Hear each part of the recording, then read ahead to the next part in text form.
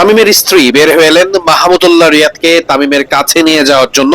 আপনারা দেখতে পাচ্ছেন সেই দৃশ্য, এবং তামিম ইকবালের কাছে একেবারে সাথে সবসময় আছেন তার স্ত্রী আয়েশা।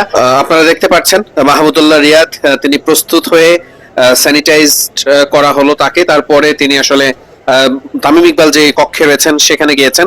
আপনারা দেখতে পাচ্ছেন মুশফিকুর রহিম মাহমুদুল্লাহ রিয়াদকে একটু আগে দেখেছেন, তারা কিন্তু আসলে ম্যাচ শেষ করা মাত্রই দ্রুতই সেই হসপিটালে চলে এসেছেন।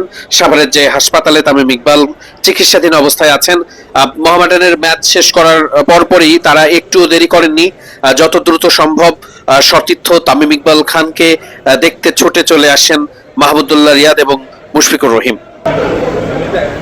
খুব স্বাভাবিকভাবেই গণমাধ্যম কর্মীদের ভিড় তো থাকছেই, সারা বিশ্বের চোখ এখন তামিম ইকবালের দিকে। আমরা দেখেছি লাসিথ মালিঙ্গা, কলকাতা নাইট রাইডার্স, মনোজ তিওয়ারি থেকে শুরু করে সারা বিশ্ব মিডিয়া এবং সারা বিশ্বের যারা ক্রিকেটার রয়েছেন সবাই যে যার মতো সোশ্যাল মিডিয়ায় পোস্ট করছেন, অনেকেই তামিম ইকবালের জন্য দোয়া চেয়েছেন।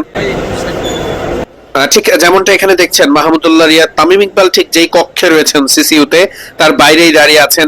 সেখানে দাঁড়িয়ে থাকা চিকিৎসক বোর্ডের, মেডিকেল বোর্ডের যারা রয়েছেন তাদের সঙ্গে নিয়মিত কথা বলছেন, খোঁজ খবর নিচ্ছেন, এবং এরপর তামিম ইকবাল খানের স্ত্রী আসলে তিনি ভেতরে ছিলেন এবং আয়েশা, এবং তাকে জানানো হয় যে মাহমুদুল্লাহ রিয়াদ, মুশফিকুর রহিম তারা বাইরে অপেক্ষায় আছেন, তামিম ইকবালের খোঁজ খবর নিতে এসেছেন।